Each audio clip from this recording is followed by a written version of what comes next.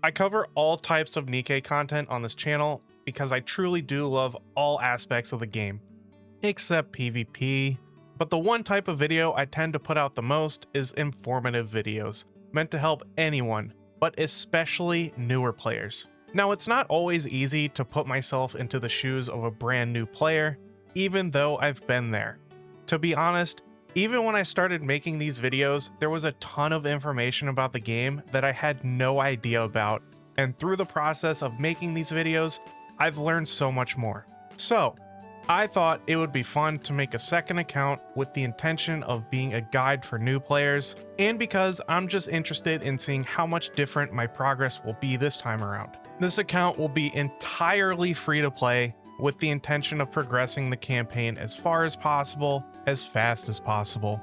I don't plan to spend many resources on PvP, and I intend to spend very minimal amounts of resources on niche characters I would only use in something like solo raid. So with all that being said, welcome to the wonderful world of NIKKE, Invo, with an E. On my first 10 pull with the guaranteed SSR, I got Folk Wang.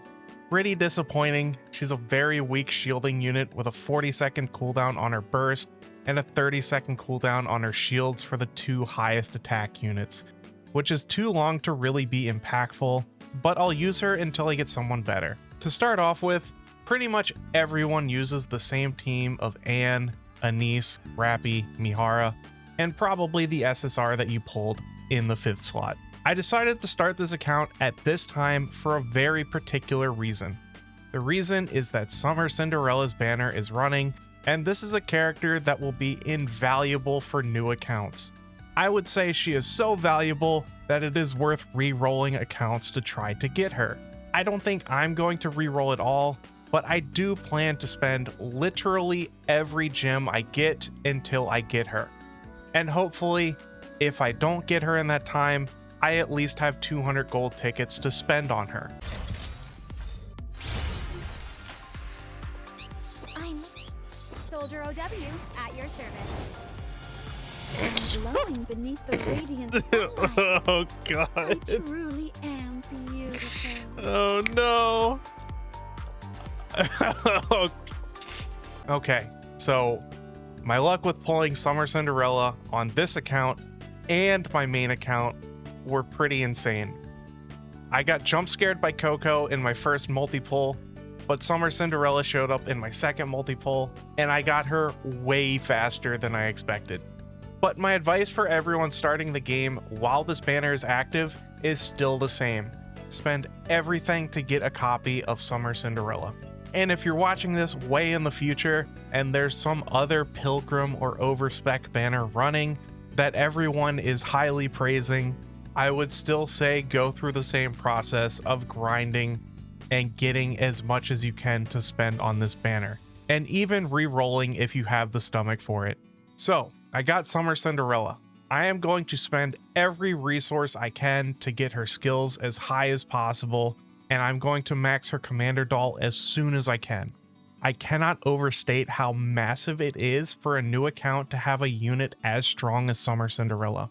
Campaign deficits are pretty difficult to deal with early on unless you get lucky with a stellar team of units. Now let's talk pulling strategies.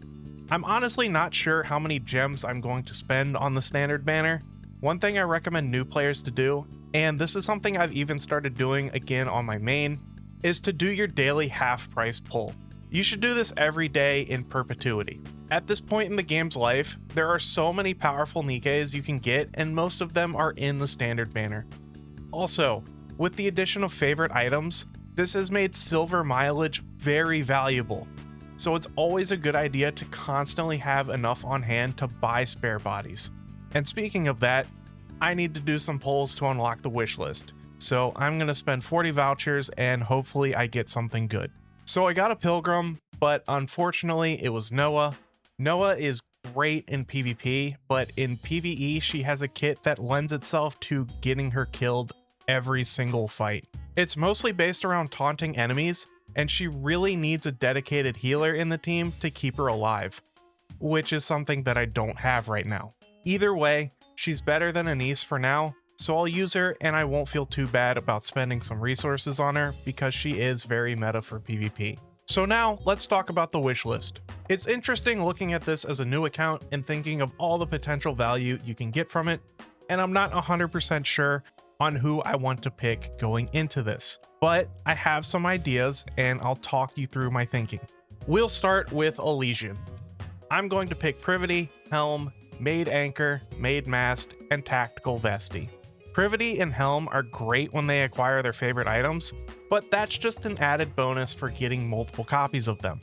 The main reason they're on here is because they're technically easier to MLB than other units.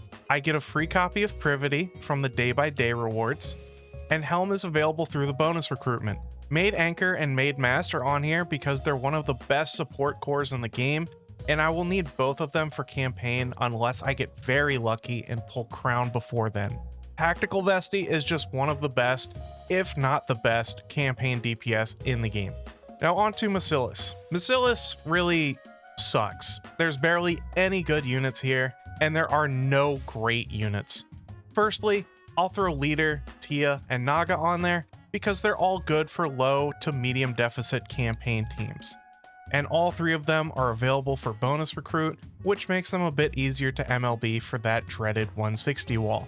Next, I'm putting Drake on here purely because if I pull one copy of her, that's a guaranteed MLB since you get 3 copies of her from Road to Villain. Finally, I put Ayn on here because she's one of the only good DPS units that Macilis has to offer, and I need something for the Macilis tower. Now we move on to Tetra. Alice is on here because she's a decent DPS and she's available through the bonus recruitment, so she's another candidate for MLB. Next up, I put Bunny Milk on here because she is a very good DPS unit, and even if I get someone like a Pilgrim / overspec DPS to replace her, I can still use Bunny Milk in Tetra Tower for the foreseeable future. Mint and Prika are on here because they're basically just as good as the Maid duo, and I plan to use them a lot in Tetra Tower, campaign, and bossing. For the last slot, I put in Rouge. I think she's one of the best Burst 1 CDR units that isn't a Pilgrim / overspec unit, and she'll see a lot of use as I develop this account. Finally, we get to the most contentious part of the wish list, the Pilgrim / overspec category. There's a lot of good choices here, but here's what I've selected. First of all, Neuda.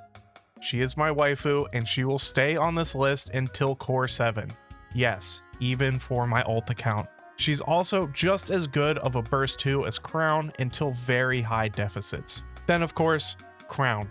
She's the best burst 2 in the game and the best general use support in the game as well. Rappy Red Hood is on here because I think she is the best DPS in the game. She has dual element bonus, great single target, and AoE DPS. And she's usable as a burst 1 or burst 3. This is an invaluable unit for every account.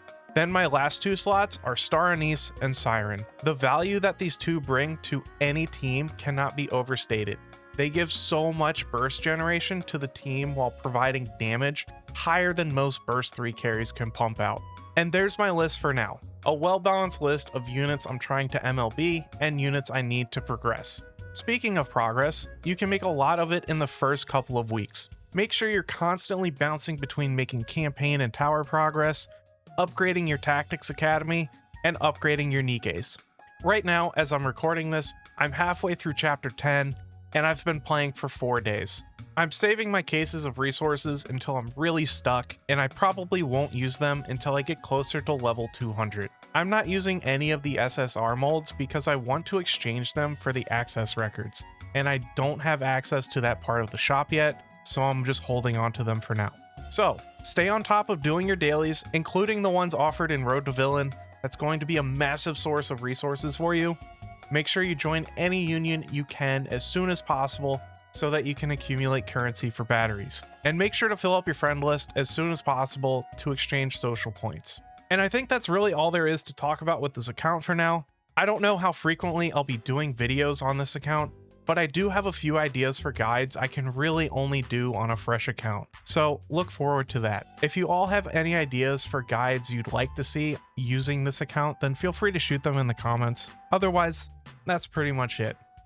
Anyways, guys, please like and subscribe if you enjoy my content. Thank you so much for watching, and I will see you next time. Bye.